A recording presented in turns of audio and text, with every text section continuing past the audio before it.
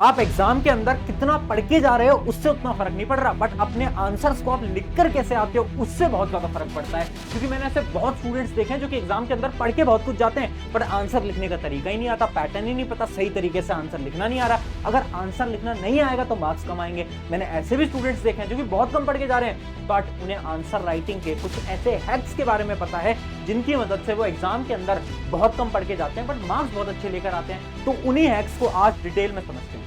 तो hi everyone, मेरा नाम है Prashant, mentor of thousands of students. ये जो प्रॉब्लम है ना आंसर राइटिंग की, ये आज के समय पर बहुत बड़ी हो गई है। क्योंकि मेरे पास डेली मेल्स आते हैं, भैया आपने सब कुछ पढ़ा दिया है, सब कुछ समझ आ गया है, बट एग्जाम में नंबर ही नहीं आ पा रहे हैं। क्यों नहीं आ पा रहे? क्योंकि हम ना आंसर लिख कर आते हैं, टीचर कॉपी चेक करते हैं, उसमें नंबर काट लेते हैं। क्योंकि वो ये बोलते हैं कि हमारा आंसर लिखने का तरीका सही नहीं था। तो सही तरीका क्या है ये तो बता दो, आज एक एक करके जानेंगे। मैंने बहुत स्टूडेंट से बात करी, मुझे 3 मेजर प्रॉब्लम के बारे में पता चला। सबसे पहली प्रॉब्लम है बैड राइटिंग। एक तो राइटिंग बहुत बच्चों की खराब है, उन्हें वैसे ही डर लगा रहता है कि राइटिंग बेकार है, मार्क्स आएंगे या नहीं आएंगे, इसके बारे में बात करते हैं। अगली चीज, पढ़ सब लेते हैं बट लिखना ही नहीं आ रहा है। आंसर दिमाग के अंदर तो है बट उसके कॉपी पेन पे बनाना ही नहीं आ रहा है। और तीसरी चीज, स्पेलिंग मिस्टेक्स। बहुत सारे स्टूडेंट तो इतनी स्पेलिंग मिस्टेक करते हैं जहां पर नंबर कटते हैं।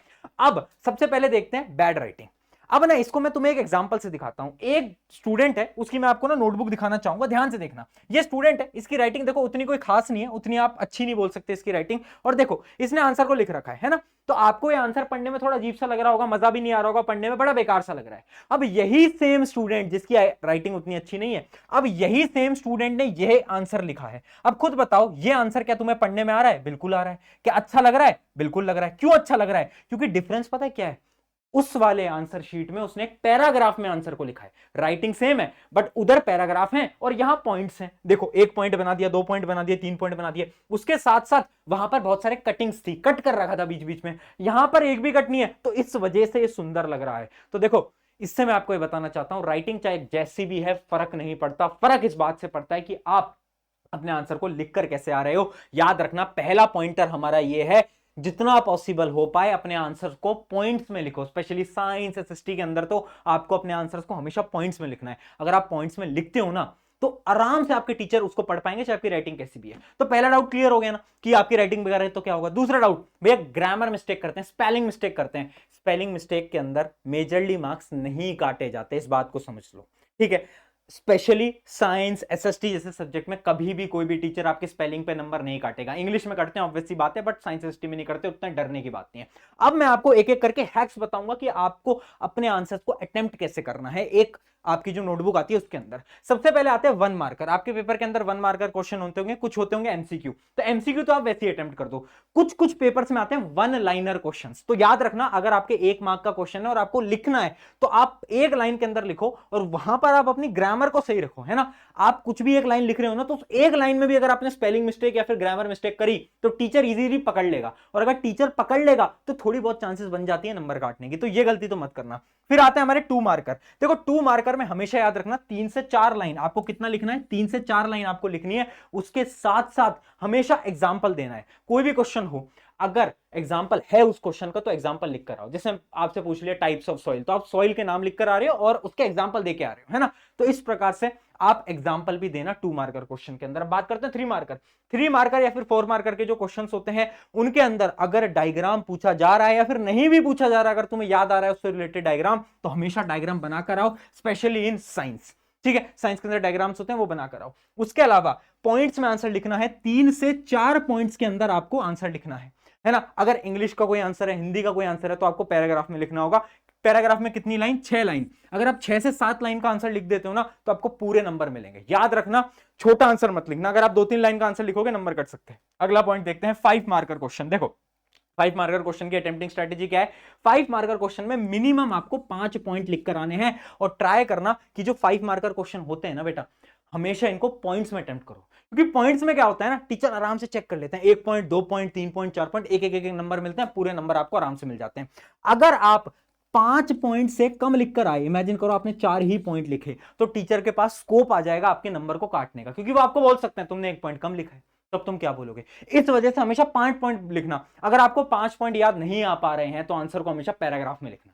अगर 5 पॉइंट याद नहीं है तो पैराग्राफ के अंदर लिखकर आ जाओ, ठीक है। और एग्जाम्पल वगैरह भी आप इंक्लूड आपको करने हैं इसके अंदर, ये तो आपको पता ही है। तो ये हमारा हो गया। अब हम बात करते हैं मेन हैक्स के बारे में। हैक्स क्या है, टॉपर क्या फॉलो करते हैं, तो आप कुछ टॉपर टिप्स के बारे में जानते हैं। पहली टिप है थिंक बिफोर राइटिंग, और ये बहुत ज्यादा इंपॉर्टेंट है, क्योंकि बच्चे गलती क्या कर रहे हैं ना, आंसर लिखना स्टार्ट करा, पेपर आया, पेपर का क्वेश्चन पढ़ा, क्वेश्चन एक बार पढ़ेंगे, डीपली भी नहीं पढ़ेंगे, एक बार रीड करेंगे, अच्छा ये तो मुझे आता है, और लिखना स्टार्ट कर देंगे।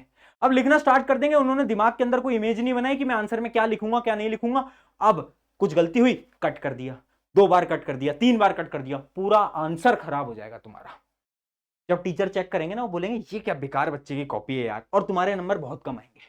इस वजह से जब भी आंसर लिखने जा रहे हो, पहले 1 मिनट सोचो, तो एक बार देखो कि हाँ ये क्वेश्चन है, इसका आंसर क्या हो सकता है, ये 3 पॉइंट बनाऊंगा, इन 3 पॉइंट के अंदर लिख कर आ जाऊंगा, और वो 3 पॉइंट्स लिखो। कंफ्यूज नहीं होना यार, इस बात को याद रखो, अगर आप वो 3 पॉइंट्स बनाकर लिख दोगे ना एक बार सोचकर, तो आपकी कटिंग नहीं होगी। अगर कटिंग नहीं होगी तो एग्जाम के अंदर नंबर भी नहीं कटेंगे। अगला पॉइंट, पैराग्राफ। देखो ये वाला जो पॉइंट है ना, ये 3rd नंबर का पॉइंट, ये बहुत इंपॉर्टेंट है, क्योंकि इस पॉइंट के अंदर क्या बताया है कि जब भी आपको कोई क्वेश्चन नहीं आ रहा है ना, एक ट्रिक बता रहा हूं, जब भी आपको कोई क्वेश्चन याद नहीं आ पा रहा यार इसका आंसर क्या होगा, तो आप हमेशा क्वेश्चन का जो आंसर है वो पैराग्राफ में लिख कर आना। पैराग्राफ में क्यों लिख कर आना, क्या होगा इससे, पैराग्राफ से क्या होगा बेटा, जब आपके टीचर पॉइंट्स को चेक करते हैं ना, तो पॉइंट्स को ना चेक करना आसान होता है, साथ साथ में अगर आपने एक पॉइंट पूरा गलत लिख रखा है तो उसको ढूंढना भी आसान होता है। बट अगर आपने पैराग्राफ के अंदर कुछ गलत भी लिखा है ना, तो कोई टीचर एक एक लाइन पैराग्राफ की नहीं पढ़ता, इस बात को समझना। तो जो क्वेश्चन आपको नहीं याद आ पा रहा है ना अच्छी तरीके से, वो हमेशा पैराग्राफ में अटेम्प्ट करके आना, बच जाओगे।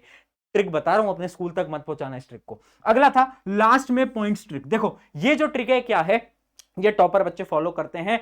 जो आपकी जो आंसर शीट का जो आखिरी पेज होता है, उस आखिरी पेज के अंदर जब भी आप किसी भी क्वेश्चन, आपने देखा 5 मार्कर का कोई क्वेश्चन है, तो आखिरी पेज के अंदर जाओ आंसर शीट के, और उसके अंदर 5 पॉइंट्स लिख लो कि इस आंसर को मैं 5 पॉइंट में बोलूंगा, ठीक है। पहला पॉइंट ये होगा, दूसरा ये होगा, तीसरा होगा, चौथा होगा, ऐसे। तो ऐसे क्या करो आप ना, 5 पॉइंट अपनी नोटबुक की जो लास्ट पेज है उसके ऊपर लिख लो। अब तुम बोलोगे भैया स्कूल के अंदर वो ना जो हमारी आंसर शीट होती है उसमें लास्ट पेज पे लिखने का मना करते हैं। कोई मना नहीं करता, लास्ट पेज के ऊपर हेडिंग डालो रफ, और रफ डालने के बाद तुम उसमें कुछ भी लिखो, तुम उसमें अपनी कहानी लिख कर आओ, है ना, कि नेहा बुरी है, सुनैना बुरी है, कुछ भी लिख कर आओ, ये मत लिख के आ जाना। बट हाँ कुछ भी लिख कर आ सकते हो, कोई दिक्कत वाली बात नहीं है ना। उसमें आप हेडिंग डालोगे रफ, और उसमें आप ऐसे 5 पॉइंट बनाओगे। अब इससे क्या हुआ, हमें क्लियर हो गया कि यही 5 पॉइंट्स शॉर्ट के अंदर हमें लिखकर आने हैं हमारे मेन आंसर के अंदर। अब आप उसको आंसर के अंदर लिख लो, उससे कटिंग बचेगी, और आप पहले से ही सोच लोगे आप क्या लिखने वाले हो।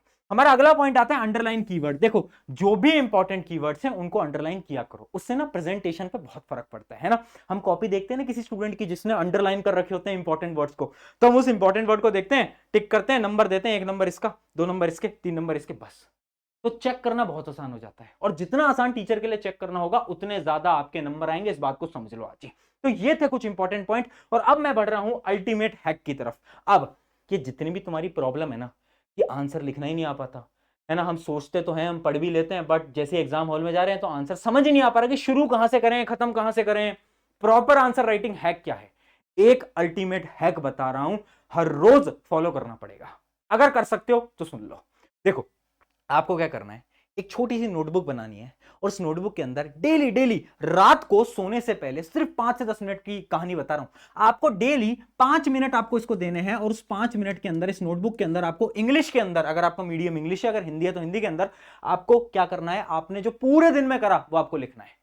इंग्लिश के अंदर आप उसके अंदर लिखना पूरे के पूरे को, कि मैंने कहां से शुरुआत करी, आज का दिन सुबह क्या हुआ, स्कूल गया, उसके बाद ट्यूशन, ऑनलाइन क्लासेस, यहां पर ये पढ़ा, वहां पर ये पढ़ा। ऐसा एक पैराग्राफ लिखो 3 से 4 लाइन का, कि पूरे दिन भर में स्कूल में आपने क्या करा। इससे क्या हुआ, आपकी राइटिंग स्किल्स इंप्रूव हो गई, आपकी थिंकिंग स्किल्स इंप्रूव हो गई, जो आप सोच रहे हो वो आप लिख कर आ पा रहे हो। अगर आपने कुछ टाइम तक हर रोज रात को ये हैबिट बना ली ना, 5 से 10 मिनट की, मैं बता रहा हूं आज के बाद तुम्हें कोई वीडियो देखने की जरूरत नहीं पड़ेगी कि आंसर कैसे लिखते हैं। ये हैबिट बना लो। अगर ये हैबिट बन गई ना, कोई टीचर तुम्हारे नंबर नहीं काट सकता, ये मैं गारंटी देता हूं। कोई नंबर नहीं कटेंगे, तुम्हारी आंसर राइटिंग तुम्हारे स्कूल के अंदर सबसे बेस्ट लेवल पे पहुंच जाएगी, तुम्हारे आधे नंबर भी नहीं काट सकता कोई। इस ट्रिक को फॉलो करो, ये है ultimate topper hack, daily 5 minute. अगर ये करने के लिए तैयार हो तो आंसर राइटिंग तुम्हारी 1 नंबर हो जाएगी, ठीक है। ऑन दिस नोट आज की वीडियो को एंड करते हैं। आई होप आपकी इससे कुछ ना कुछ मदद हो पाई होगी, बट मदद तब होगी एक्चुअली में जब आप इनको अप्लाई करोगे। तो प्लीज अप्लाई करो, इस ट्रिक को भी अप्लाई करो, और अपने एग्जाम्स के अंदर बहुत अच्छे मार्क्स लेकर आओ। शुक्रिया एवरीवन, मेरा नाम है प्रशांत, मिलते हैं नेक्स्ट वीडियो के अंदर।